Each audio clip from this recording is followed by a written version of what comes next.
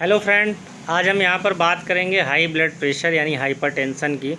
Hypertension क्या होता है, हाइपरटेंशन की अलग अलग स्टेजेस क्या होती हैं, हर एक स्टेज में इसके लक्षण यानी सिम्टम्स कौन कौन से आते हैं, हाइपरटेंशन को आप काफ़ी हद तक अपने आप से घर पे कैसे कंट्रोल कर सकते हैं, और हाइपरटेंशन को लेके कुछ मिथ्स भी हैं सोसाइटी में।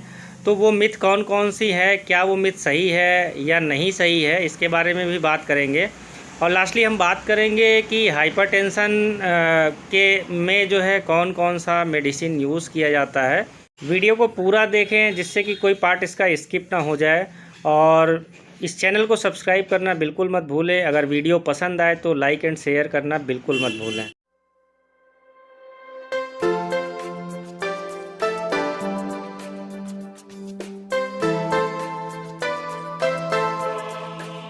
अगर किसी को हाइपरटेंशन की समस्या हो गई है यानी हाई ब्लड प्रेशर की, तो इसको क्योर तो नहीं किया जा सकता, बस इसको कंट्रोल किया जा सकता है। और हाइपरटेंशन जो है ये एक साइलेंट किलर भी है, क्योंकि बहुत बार क्या होता है कि बहुत सारे लोगों को हाइपरटेंशन की समस्या होती है लेकिन उनके अंदर हाइपरटेंशन का कोई सिम्टम्स नहीं आता है, और सिम्टम्स ना आने की वजह से उस व्यक्ति को पता नहीं चलता। जब एक व्यक्ति को इस चीज़ का पता नहीं चलता तो धीरे धीरे करके उसके अंदर के जो मल्टीपल ऑर्गन्स है, किडनी है, हार्ट है, लीवर है, या और जितने भी सारे ऑर्गन्स हैं, वो धीरे धीरे करके उनका फंक्शन कम हो जाता है, और फंक्शन कम होने के बाद वो कई तरह की बीमारियों को फिर जन्म दे देता है। तो इसकी हम आगे बात करेंगे। सबसे पहले जान लेते हैं कि हाइपरटेंशन होता क्या है। हाई ब्लड प्रेशर यानी हाइपरटेंशन को जानने से पहले हम लोग जान लेते हैं कि ब्लड प्रेशर क्या होता है। तो ब्लड प्रेशर मतलब ये होता है कि आपका जो ब्लड आपकी आर्टरीज़, एक तरह से आप समझिए आर्टरीज़ का मतलब नसों से जब होके गुजरता है तो वो ब्लड आपकी आर्टरीज़ पर जितना प्रेशर लगाता है उसी को बोलते हैं ब्लड प्रेशर। आसान भाषा में समझाऊं तो हमारे शरीर में दो तरह की नसें पाई जाती हैं, एक को बोलते हैं आर्टरी, दूसरे को बोलते हैं वेंस। तो आर्टरी में जो ब्लड प्रेशर लगाता है उसी को मेजर किया जाता है और उसी को बोलते हैं ब्लड प्रेशर। अब आर्टरी क्या होती है, हमारे हार्ट से शुद्ध जो ब्लड होता है यानी कि ऑक्सीजनेटेड ब्लड जिसको बोलते हैं, उसको लेके पूरी बॉडी में जाता है। और वेंस क्या करती हैं, अशुद्ध जो डीऑक्सीजनेटेड ब्लड होता है उसको लेके फिर से हार्ट में आती हैं, और हार्ट में वो जो है अशुद्ध जो ब्लड है यानी डीऑक्सीजनेटेड ब्लड है वो कन्वर्ट होता है ऑक्सीजनेटेड यानी शुद्ध ब्लड में।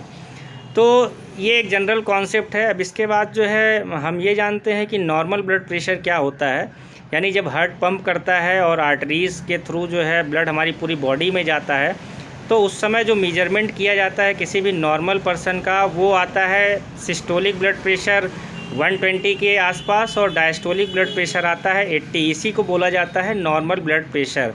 अब समझते हैं कि हाई ब्लड प्रेशर क्या होता है और उसकी अलग अलग स्टेजेस कौन कौन सी होती हैं। जब ब्लड आर्टरी से पास होने के लिए आर्टरीज़ पर ज़्यादा प्रेशर लगाता है नॉर्मल से, तो उसको बोलते हैं हाई ब्लड प्रेशर। जैसा कि मैंने पहले ही बताया है कि कई बार जो है इसके लक्षण नहीं आते हैं, तो व्यक्ति को पता ही नहीं चलता कि मुझे हाई ब्लड प्रेशर की समस्या है कि नहीं है। तो इसके लिए आप कभी कभी अपना ब्लड प्रेशर मेजरमेंट करवा लीजिए, और आप ब्लड प्रेशर मेजरमेंट का तब कराइए जब आप नॉर्मल हों, यानी कि आप एक्सरसाइज करके ना आए हों, या फिर आप कहीं से चल के ना आए हों, या कुछ काम करने के बाद जो है अगर आप तुरंत अपना ब्लड प्रेशर मेजरमेंट कराएंगे तो वो ब्लड प्रेशर ज़्यादा आएगा। अमेरिकन हार्ट एसोसिएशन और अमेरिकन स्ट्रोक एसोसिएशन ने ब्लड प्रेशर यानी हाई ब्लड प्रेशर को जो है कई कैटेगरीज़ में बांटा है। जैसे उन्होंने नॉर्मल ब्लड प्रेशर की जो रीडिंग बताई है उसमें systolic blood pressure 120 and diastolic blood pressure जो है वो 80 बताया है।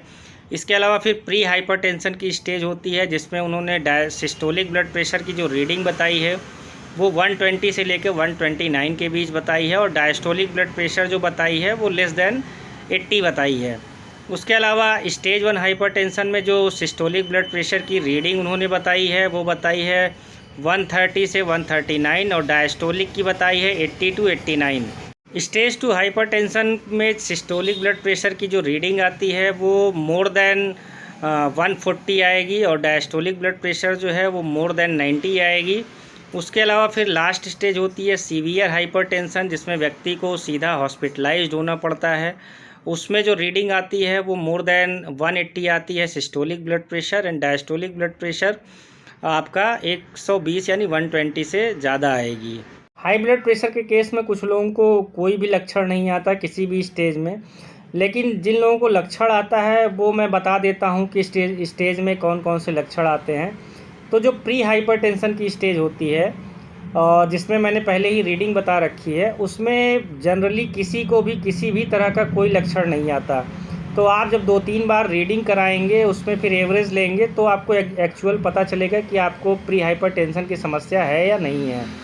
फिर अब बात कर लेते हैं कि फर्स्ट स्टेज हाइपरटेंशन क्या होता है, इसमें सिम्टम्स क्या आते हैं। तो इसमें जो है लगातार आपको हेडेक की प्रॉब्लम बनी रहेगी। उसके अलावा जो है आपको डिजीनेस की प्रॉब्लम आएगी, यानी आपको चक्कर आता रहेगा, आपका सर घूमता रहेगा। इसके अलावा व्यक्ति को वीकनेस की प्रॉब्लम रहेगी, उसको रेस्टलेसनेस की प्रॉब्लम रहेगी, यानी उसको जो है नींद नहीं सही से आएगी। नोजिया एंड वॉमिटिंग की प्रॉब्लम भी लगातार बनी रहती है, जिसको हाइपरटेंशन की समस्या स्टेज 1 में होती है। उसके अलावा कभी कभी चेस्ट पेन भी हो सकता है या फिर गैस की प्रॉब्लम भी हो सकती है।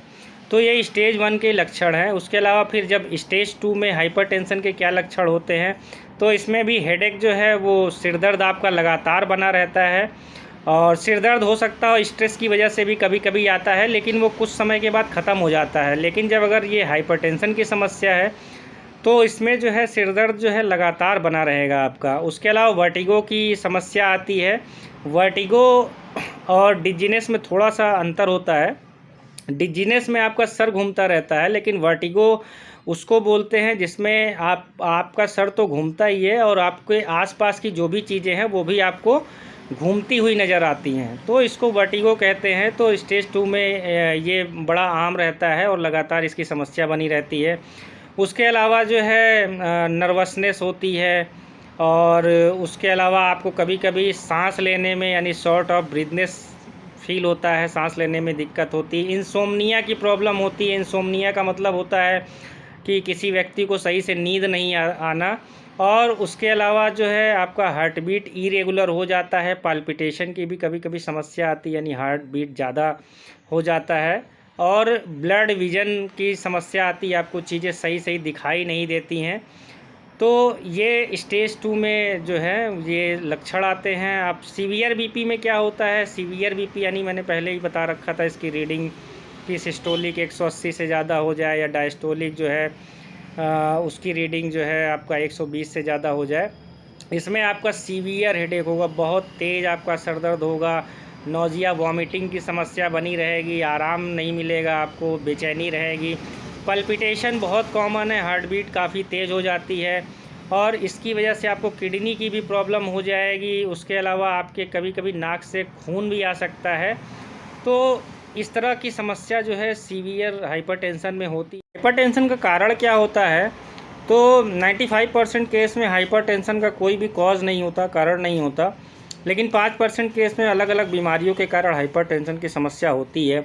जैसे किसी को थायराइड की प्रॉब्लम है, किसी को हाइपरकैल्सीमिया की प्रॉब्लम है, किसी को स्लीप एपनिया यानी नींद नहीं आती है उसके कारण, या किसी को किडनी डिसीज़ है।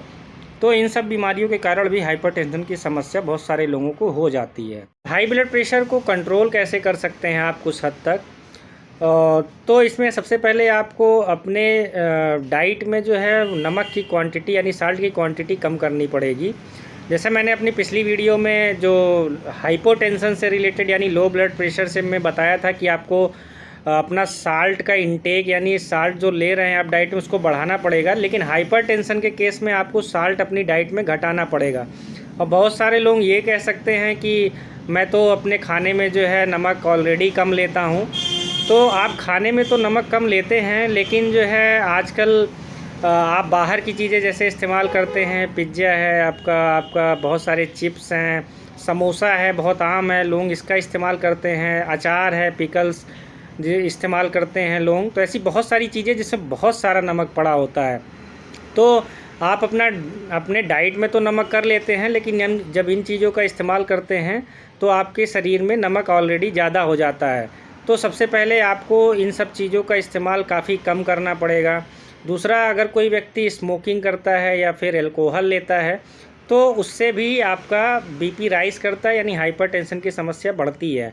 अब कोई व्यक्ति अल्कोहल लेता है तो उससे बीपी कैसे राइज होता है? अल्कोहल जो होता है वो आपके लीवर को डैमेज करता है, और जब लीवर जो है डैमेज होने लगता है तो फिर वो आपकी बॉडी में जो कोलेस्ट्रॉल होता है उसको मेटाबोलाइज नहीं कर पाता है, और जब मेटाबोलाइज कोलेस्ट्रॉल आपकी बॉडी में नहीं होगा तो कोलेस्ट्रॉल का अमाउंट आपकी बॉडी में बढ़ेगा, और कोलेस्ट्रॉल का अमाउंट जब आपकी बॉडी में बढ़ेगा तो आपका ब्लड प्रेशर बढ़ता ही चला जाएगा। उसके अलावा स्मोकिंग में क्या होता है, स्मोकिंग में आपका आर्टरीज़ जो है वो डैमेज होती हैं। आर्टरीज़ में जो इलास्टिसिटी प्रॉपर्टी यानी लचीलापन होता है वो कम होता जाता है, जिससे ब्लड को ज़्यादा प्रेशर लगाना पड़ता है। तो उससे क्या होता है कि आपका हार्ट जो है वो अफेक्टेड होता है, क्योंकि ब्लड को आर्टरीज से पास होने के लिए हार्ट को ज़्यादा तेज़ पावर लगाना पड़ता है, और ज़्यादा तेज़ वो लगातार जब पावर लगाता रहता है तो उससे हार्ट भी डैमेज होना शुरू हो जाता है। तो जिसको हाई ब्लड प्रेशर की समस्या है उसको स्मोकिंग और अल्कोहल लेना कम करना पड़ेगा। इसके अलावा व्यक्ति वेट लॉस करके भी अपना जो है हाई बीपी को लो कर सकता है, और एक्सरसाइज इसका बहुत अच्छा साधन है आपके हाई ब्लड प्रेशर को कम करने के लिए। और इसमें ज़रूरी नहीं है कि आप 2-2, 4-4 घंटे जो है एक्सरसाइज करते रहें या बहुत ज़्यादा वेट लिफ्ट करें। इसमें नॉर्मल वॉकिंग आप 30 से लेकर 45 मिनट भी करते हैं, और जॉगिंग वॉकिंग हल्का फुल्का एरोबिक एक्सरसाइजेज जो होते हैं उसको करेंगे तो इसमें आपका जो है फ़ैट मेटाबोलाइज होगा, कोलेस्ट्रॉल जो है घटेगा। कोलेस्ट्रॉल घटेगा तो जाहिर सी बात है कि आपका बीपी कंट्रोल होगा। स्ट्रेस भी एक बहुत बड़ा कारण है हाई बीपी का। तो स्ट्रेस में होता क्या है कि आपका हार्ट जो है अपनी क्षमता से ज़्यादा काम करता है, हार्ट बीट उसमें ज़्यादा तेज़ चलती है, जिससे क्या होता है हार्ट कमज़ोर होता है, और इससे क्या होता है कि हार्ट जो है कमज़ोर होने से हार्ट की प्रॉब्लम बढ़ जाती है।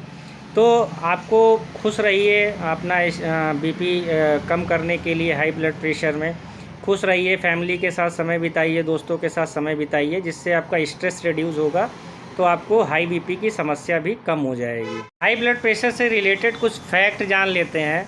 तो अगर किसी को हाई ब्लड प्रेशर की लगातार समस्या है तो इसमें जो है ब्लड फ्लो करने के लिए आर्टरीज़ पे ज़्यादा प्रेशर लगाता है, जिससे आर्टरीज़ डैमेज होने लगती है। आर्टरीज़ डैमेज होगी तो उसकी इलास्टिसिटी प्रॉपर्टी ख़त्म होगी, जिससे हार्ट को अपनी क्षमता से ज़्यादा काम करना पड़ेगा ब्लड को फ्लो कराने के लिए पूरे बॉडी में। इससे क्या होगा, कई तरह के हार्ट डिसीज़ फिर धीरे धीरे करके जो है बढ़ने लगेगी, और हार्ट अटैक की प्रॉब्लम बहुत आम हो जाती है हाई ब्लड प्रेशर की वजह से। अब चलिए मेडिसिन के बारे में जान लेते हैं कि जब व्यक्ति को हाई ब्लड प्रेशर की समस्या होती है तो उसमें डॉक्टर कौन कौन सी जो है मेडिसिन इस्तेमाल करता है। हाई ब्लड प्रेशर के केस में जनरली जो साल्ट इस्तेमाल किया जाता है वो एम्लोडिपिन होता है। एम्लोडिपिन में 2.5 mg, 5 mg, 10 mg आता है, और इसके जो फेमस ब्रांड होते हैं उसमें एम्लोकाइंड है, एम्लोवास है। ये बहुत फेमस ब्रांड है जो आसानी से आपको किसी भी मेडिकल स्टोर पे मिल जाएंगे। और इसकी डोज़ की बात करें तो ये ओडी डोज में भी दी जाती है, बीडी डोज में भी दी जाती है। तो ये आपकी सीवियरिटी को देख के जो है डॉक्टर डिसाइड करता है कि आपको ओडी देनी है या बीडी इसकी डोज़ देनी है। ये वर्क कैसे करते हैं, तो ये कैल्शियम चैनल ब्लॉकर होता है। हाई ब्लड प्रेशर के केस में डॉक्टर लो सार्टन टैबलेट्स का इस्तेमाल बहुत ज़्यादा करते हैं। लो सार्टन टैबलेट्स मार्केट में 25 mg, 50 mg में अवेलेबल है। इसमें बहुत सारे ब्रांड्स अलग अलग कंपनियों के आते हैं। जनरली ये लो सार्टन टैबलेट्स जो होती हैं वो एंजियोटेंसिन ब्लॉकर्स कैटेगरी की ड्रग है। और इसके अलावा जो है टेल्मिसार्टन टैबलेट्स का भी इस्तेमाल डॉक्टर काफ़ी ज़्यादा करते हैं। इसमें भी कई सारे अलग अलग कंपनियों के अलग अलग ब्रांड आते हैं। तो इसमें जो फेमस ब्रांड है वो टेल्मा 40 है, टेल्मा 80 mg है। ये 20 mg और 40 mg, 80 mg में भी आती है। टेल्मिसार्टन टैबलेट्स भी जो है एंजियोटेंसिन ब्लॉकर कैटेगरी की ही ड्रग है। इसके अलावा जो डॉक्टर यूज़ करता है इनेलैम्प्रिल मैलिएट टैबलेट का इस्तेमाल करता है।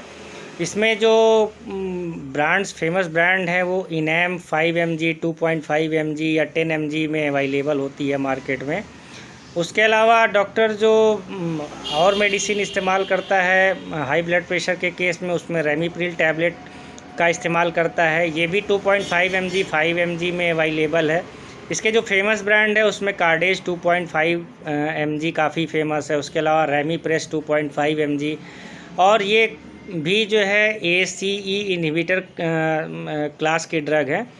और उसके अलावा डॉक्टर जो है जब किसी पेशेंट पे ये इंडिविजुअल साल्ट जो है काम नहीं करते तो वहाँ पर वो कॉम्बिनेशन साल्ट का इस्तेमाल करता है। जैसे वो एम्लोडिपिन और एटिनॉल टैबलेट का कॉम्बिनेशन यूज़ करता है, जो इसमें फेमस ब्रांड है वो एम्लोकाइंड 80 के नाम से आता है। इसके अलावा और भी मार्केट में कई सारे ब्रांड्स अवेलेबल हैं। दूसरा कॉम्बिनेशन साल्ट जो डॉक्टर जनरली इस्तेमाल करता है उसमें losartan potassium and hydrochloride tablets होती हैं, और ये मार्केट में कई सारे कंपनियों के अलग अलग ब्रांड नेम से आती है। इसमें जो फेमस ब्रांड है वो लोसार एच टैबलेट है, उसके अलावा लोस्डीन एच टैबलेट है।